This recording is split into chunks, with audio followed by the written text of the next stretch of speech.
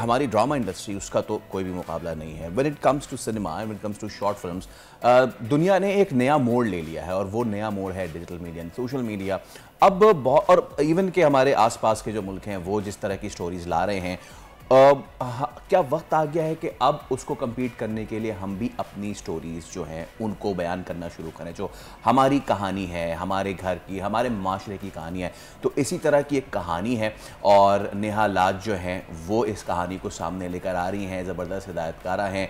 तो नेहा लाज हमारे साथ मौजूद हैं और ये जो आपने टीज़र देखा है ख्वाबों के पीछे, तो नेहा लाज साहिबा आज पीछे नहीं, आज आप आगे आगे हम आपको ले आए हैं। वेलकम करते हैं आपको। और अब आपकी कास्ट जो है उसको भी हम वेलकम करते हैं। हमारे साथ एक्ट्रेस मौजूद हैं और उनके साथ भी एक छोटी सी नन्ही मुन्नी सी बच्ची मौजूद हैं और वो भी एक एक्ट्रेस हैं। तो चाइल्ड स्टार हमारे साथ मौजूद है अंशरा और हमारे साथ मौजूद हैं एक्ट्रेस एमा। भाई आप सबको वेलकम टू द शो। और आप सब कैसे हैं? ठीक ठाक हैं? खैरियत से हैं? अब मैं ये तो कह नहीं सकता कि लेडीज़ फर्स्ट, क्योंकि सारी लेडीज़ हैं, तो मुझ मजलूम को छोड़ के मैं अब हैंडओवर करता हूँ मिस सोनिया को। मिस सोनिया, आप इसका आगाज़ करें इस सेगमेंट का प्लीज़। आगाज़ तो आपने भरपूर तरीके से कर ही दिया है और हम आपको एक मरतबा फिर वेलकम करते हैं और आपकी मूवी के लिए मुबारकबाद। और मुझे अभी पता चला कि भाई बैक टू बैक जो है वो 2 मूवीज़ बनाई हैं नेहा साहिबा ने, एक नहीं। ये तो अभी ट्रेलर जिसका आपने देखा है ये तो हो ही रही है रिलीज़, 25 दिसंबर को भी एक और आ रही है। तो माशाल्लाह भाई बैक टू बैक जो है वो पंच मारी। क्रिकेट टीम तो कुछ कर नहीं सकी, तो नेहा साहिबा ने जो है वो कर दिखाया कुछ। थोड़ा सा मूवी के बारे में बताइए प्लीज़। एक तो thank you so much and सलाम, सबको सलाम। ये मेरी शॉर्ट फिल्म है। इसके अलावा इस फ्राइडे को भी मेरी एक शॉर्ट फिल्म है जिसमें शमून है, हिना अशफाक हैं, रिजवान अली जाफरी हैं। आप टोटल नंबर बता दें एक साथ कितनी आ रही है? शॉर्ट फिल्म है इस वक्त 6 तो मैं अभी दुबई में करके आई हूँ जो रिलीज़ नहीं है, एडिट पर है। 2 फ्यूचर फिल्म आ रही हैं। एक कबीर है जो 25 दिसंबर को रिलीज़ है और उसकी बहुत बड़ी कास्ट है माशाल्लाह। और एक फिल्म मैंने की है दुबई में, मुझे फेम चाहिए, वो भी एडिट पर है।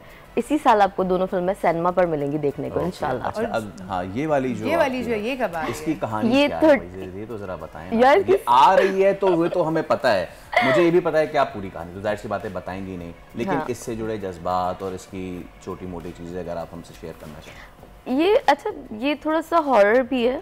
हाँ, तो और थोड़ा सा डिफरेंट। मैं वैसे हॉरर मैं करती नहीं हूँ, बट ये स्टोरी मुझे बहुत ही अच्छी लगी थी तो मैंने इसको किया। इसमें मदिया हैं जो सलमान की वाइफ का कैरेक्टर प्ले कर रही हैं, ईमान जो है वो सलमान की गर्लफ्रेंड है, अंशरा जो है वो सलमान साहब की साहबजादी हैं। तो वो दिखाया कि किस तरीके से बंदे फ्लर्ट करते हैं जो नॉर्मली होते हैं। हस्बे तौफीक 50% बंदे फ्लर्ट करते हैं। बहुत हस्बे जायका नमक डालना इसमें थोड़ा सा। हस्बे तौफीक 90% मर्द जो फ्लर्ट करते हैं। 90% भी हो गया, बहुत जल्दी 110 पे चला जाएगा, बेफिक्र हो जाएगा। और तो उस हिसाब से है कि भाई बीवी भी है और उसकी गर्लफ्रेंड्स भी हैं, मगर टिपिकल स्टोरी नहीं है। स्टोरी जब आप देखेंगे तो उसकी यूनिक जो है वो आपको नजर आएगी कि फिल्म छोड़ के शॉर्ट फिल्म करने का मुझे क्यों इंटरेस्ट हुआ और मैंने क्यों की। अच्छा, तो ये शॉर्ट फिल्म है? ये शॉर्ट फिल्म है जी, 30 मिनट्स की। 30% शॉर्ट, 30 मिनट्स की, 30 मिनट्स की, आधे घंटे की, आधे घंटे की। अच्छा फैसल, इनका नाम आपने क्या बताया था? अंशरा। अंशरा, बड़ा यूनिक नाम है, इसका मतलब जरा बताइए आप अंशरा का। अंशरा का मतलब होता है खुशियों का दरवाजा। खुशियों का दरवाजा, अच्छा खूबसूरत नाम है। Open the gate of happiness में। तो अंशरा से हमने नाम का मतलब तो पूछ लिया, उससे पहले मैं ज़रूर एमा से पूछना चाहूँगा ईमान, कैसा रहा आपका एक्सपीरियंस और इसमें आप क्या किरदार अदा कर रही हैं, ये मुझे बताएं। उसके बाद फिर ज़रा हम अंदर की खबर लेते हैं पूरी कास्ट की और शूट की। बिल्कुल, आप ज़रूर खबर लें और नेहा से तो बिल्कुल ज़्यादा लें। बहुत ही अच्छी डायरेक्टर हैं और इनके साथ काम करके मुझे बिल्कुल भी ऐसा नहीं लगा कि मैं किसी डायरेक्टर के साथ काम कर रही हूँ। और इस तारीफ के हमने पैसे नहीं दिए हैं। नहीं, अच्छा ये ना सारे आप नईमा आपा हैं, उनकी तो मैं आपसे लाजमी बात करूँगा, उनकी तो वो तो बहुत स्वीट है। और जब ना हम लोग शूट कर रहे थे तो उस दिन बारिश बहुत थी, तो जैसे ही हमने छत पे सेट लगाया, अभी वो आधा भी सीन नहीं हुआ तो वो उनका डायलॉग है, वो कहती हैं कि निकाह और एकदम बारिश होती थी, वो भी बारिश में। कभी मैं आपको BTS भेजूंगी। तो वो बहुत ही कोई क्लासी है और आप यकीन नहीं करेंगे कि उसकी वजह से वो लाइट्स में पानी चला गया, काफ़ी डिले हुआ वो शूट, और वो बेचारी, मैं बार बार जाके उनको एक्सक्यूज़ करी क्योंकि मुझे अच्छा नहीं लग रहा था। अब जो उनका सेट था वो सारा बाहर था, और जब फिर हमने सारे इंडोर शूट किया और उनको वेट करना पड़ा। हाँ ईमान, तो आप प्लीज़ आप बता रहे थे। तो बस मैं ये बता रही थी कि काम करना बहुत अच्छा लगा नेहा के साथ, बिल्कुल भी फील नहीं हुआ कि ये डायरेक्टर हैं, बहुत ही नाइस रहती हैं सेट पे, बहुत ही कोऑपरेटिव रहती हैं आर्टिस्टों के साथ और बहुत ही अच्छे तरीके से समझाती हैं और मूड ख़राब नहीं होने देती, आपको मूड में रखती हैं, ठीक है। कोई ऐसी बात नहीं करती सेट पे जिससे आर्टिस्ट हर्ट हो या उसका मूड ख़राब हो, नहीं बिल्कुल भी नहीं, बहुत ही पोलाइटली काम चल रहा होता है। अच्छा, वैसे ईमान आपकी पहली मूवी है जो आ रही है, इससे पहले आप ड्रामों में या कहीं मूवीज़ में काम कर चुकी हैं? पहला एक्सपीरियंस है? पहला एक्सपीरियंस नहीं है, मैंने पहले शूट किया है। मैंने काफ़ी होस्टिंग के शो किए हैं आपकी तरह, और उसके अलावा मैंने टैलेंट टॉक शो किया, काफ़ी सारे नाम नहीं लूँगी मैं। नहीं, मूवी कभी पहले की है या पहली शॉर्ट फिल्म पहले मैंने की थी एंजलिन मलिक के साथ। अच्छा। उसमें उसकी भी एक अलग कहानी थी, मगर ये कहानी बड़ी डिफरेंट थी। एक लड़की जो है वो घर से भाग के एक लड़के के पीछे आ जाती है जो कि होता ही नहीं है, और बस ये लड़का ही नहीं कर सकती थी। यार तुम पूरी स्टोरी बता दो ना हमारी। नाजरीन यही बता दो, देखने को दो ना। एग्जैक्टली, चलो नहीं बस इसको यहीं तक रखें। इसका मतलब हम बहुत अच्छे होस्ट हैं कि हमने उगलवा लिया है यार, ये अभी ये पक्की नहीं हुई है ना। चलें नहीं, थोड़ा सा बताया, लेकिन अब बस बाकी जो है वो नेहा बताएगी, मैं एक्चुअली बता नहीं सकती, मेरे मुंह से निकल जाएगा। कोई कुछ ना बताए, खुदा खैर करे। हम जरा गेट ऑफ हैप्पीनेस की तरफ चलते हैं। हाँ भाई अंशरा, आप बताइए आपका क्या कैरेक्टर है इस मूवी में और कैसी रही आपकी शूट? मेरा एक्सपीरियंस बहुत अच्छा रहा था वहाँ पर, एंड मैंने जो रोल प्ले करा था वो उनकी बेटी का करा था, एंड मुझे लाइक वहाँ पे मैं बहुत ज़्यादा कंफर्टेबल थी, ऐसा नहीं लगा कि मैं बहुत अनकंफर्टेबल हूँ वहाँ पे, लाइक मैं बहुत खुश थी एक्चुअली। आपका ये पहला शूट था? पहली बार काम किया है आपने? ऐसे पहले कर चुकी हैं? मैं एक ड्रामे में पहले भी काम कर चुकी हूँ, रियाजत में, एंड ये मेरा सेकंड था। तो एंजॉय किया आपने यहाँ पे सेट पे? अच्छा, कोई ऐसी शरारत बताइए जो किसी ने भी की हो, चाहे इन्होंने या आपने या किसी ने भी? ज़्यादा थी। कौन सी शरारत थी? सबसे मज़ेदार सी बात। मैंने यूजुअली मैं ना लाइक अंदर बैठी हुई थी, मैं अपने सीन्स के लिए बाहर आ रही थी, तो मुझे इतना ज़्यादा पता नहीं कि बाहर क्या हो रहा था। आप बताइए कोई शरारत जो कोई किसी ने की हो सेट पे, जो एंजॉय की हो सबने? क्योंकि आपने बताया ये हॉरर मूवी है, राइट? थोड़ा सा इसमें हॉरर का तड़का भी आपने डाला है, तो कुछ ना कुछ ऐसा आपने किया होगा, सबको कुछ डराया हो और समथिंग, कोई प्रैंक किया हो? एक सीन में ना ईमान अटक गई थी और ये उस तरह से परफॉर्म नहीं कर रही थी ना, तो मैं खैर डांटती नहीं, क्योंकि मुझे लगता है कि आर्टिस्ट का मूड खराब हो जाएगा, फिर आप उसे परफॉर्म नहीं करा सकते। तो मैंने जाके ना डीओपी को बोला, जब मैं एक्शन बोलूँ ना तो तुम जोर से चीख देना, ताकि मैं डर जाऊं। बहुत जोर से चीखना ताकि ये डर जाए ना। ये वो डर नहीं रही थी, हम इसको डरा के थक गए, ना ये रो रही और ना ये एक्सप्रेशन निकाल रही। तो एंड में फिर भी वो इतनी जोर से एसोसिएट और वो इतनी जोर से चीखे, फिर भी ये नहीं डरी। फिर मैंने कहा हम सारे मिलके चीखते, मतलब आधे से ज्यादा सेट डर गया, मगर ईमान डरने का नाम ही नहीं ले रही थी कि वो एक्सप्रेशन आए। खैर बड़ी मुश्किल से इसको डराया हमने, हर तरह की कोशिश करके, फिर डर गई। अच्छा, अब क्योंकि दो तो हीरे हमारे साथ मौजूद हैं, इसके अलावा सलमान सईद भी इसमें मौजूद हैं।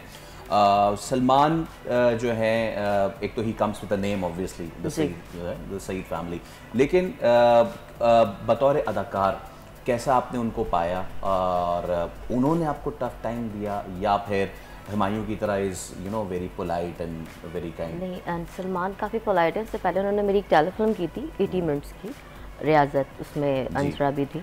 सो फर्स्ट एक्सपीरियंस मेरा उनके साथ बहुत अच्छा रहा था। टाइम के पंचुअल है, बहुत ज़्यादा प्रॉब्लम होती है आर्टिस्ट के साथ ना, पंचुअल नहीं होते। फिर ये है कि जो भी हम कैरेक्टर देते हैं वो इजीली कैरी कर लेते हैं उसको, तो मुझे उससे प्रॉब्लम नहीं हुई ना। मैं तो टफ टाइम देती नहीं किसी को। हाँ, बिल्कुल। और उन्होंने भी मुझे नहीं दिया। कुछ लोग होते हैं जो मुझे बहुत टफ टाइम देते हैं, बट उसमें से सलमान नहीं है। अच्छा, एक बात बताइए, मुख्तलिफ कहानियों के बारे में आपने जिक्र किया, और पाकिस्तानी इंडस्ट्री में माशाल्लाह एक चीज़ है कि हमारे पास टैलेंट जो है वो भरपूर है, डिफरेंट किस्म की कहानियाँ आती हैं। तो जो कहानियाँ आपके जहन में आती हैं वो माशरे की अक्कासी करने वाली होती हैं? लाइक आपको लगता है कि जो मैंने आज ये स्टोरी सुनी है, ये जो आज एक वाक़या हुआ है, इसके ऊपर मैं कोई मूवी बनाऊँ, या फिर आप कोई सेल्फ इमेजिनेशन करके अपनी कोई स्टोरी लेके आना पसंद करती हैं? आपका क्या मौक़िफ़ होता है जब आप खुद कोई स्टोरी लिखती हैं? एक तो जैसे कोई वाकया हो जाता है साथ में, तो मैं कोशिश करती हूँ कि उस पर लिखवा देती हूँ स्टोरी और वो बनाती हूँ। बाकी बायोपिक करना तो वैसे ही मेरा शौक है। और इसके अलावा जो है वो स्टोरी कोई अच्छी आती है तो वो मैं ले लेती हूँ, उसको करती हूँ। जैसे ये स्टोरी मुझे आतिफ ने दी थी, इससे पहले जो शमून वाली है वो भी मुझे आतिफ ने दी थी, वो अच्छी स्टोरी थी।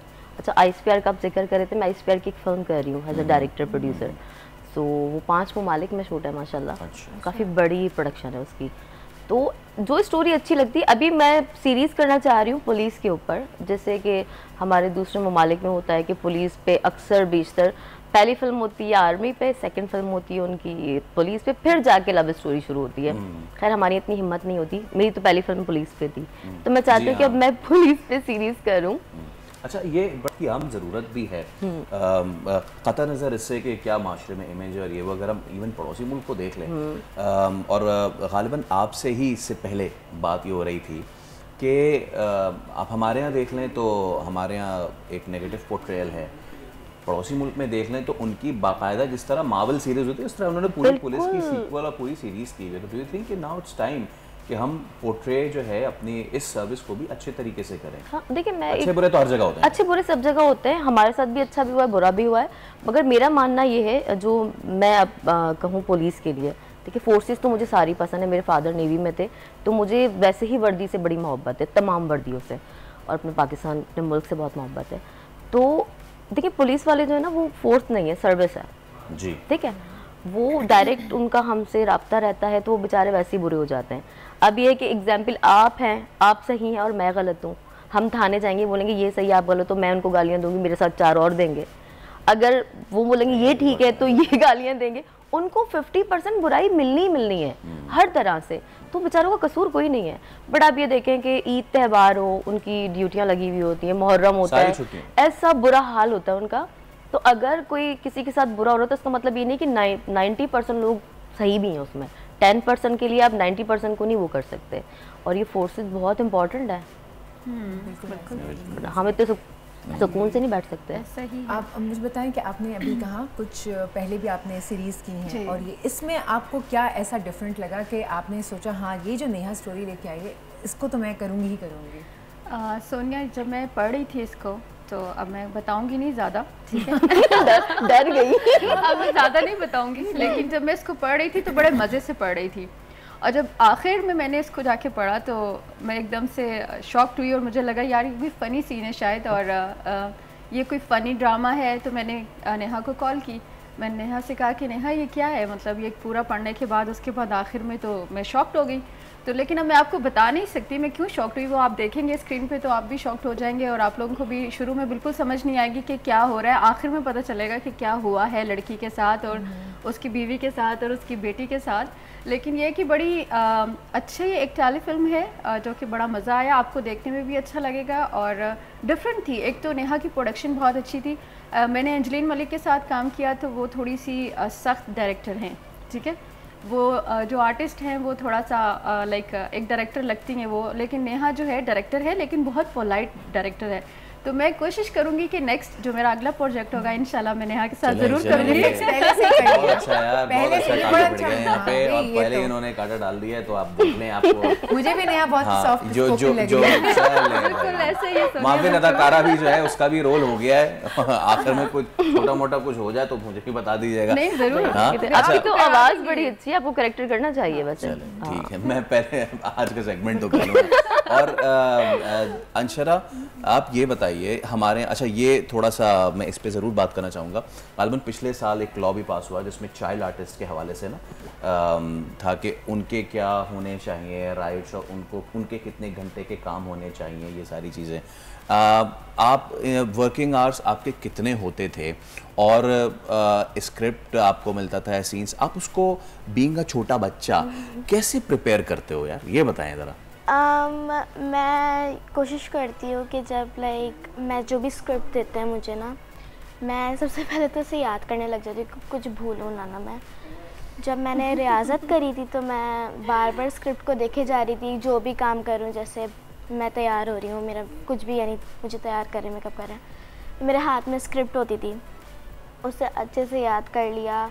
एंड लाइक जब सीन होने से पहले भी अच्छे से सब देख के मुझे याद हो जाता था ऐसे। एंड वर्किंग आवर्स जो होते हैं आई थिंक 5 आवर्स तो होते हैं, उस पर लग जाता है। मैं इससे सप्लीमेंट्री क्वेश्चन मेरा ये भी है, आप कौन सी हैं? मैं 6 में हूँ। आप 6 में पढ़ती हैं? जी।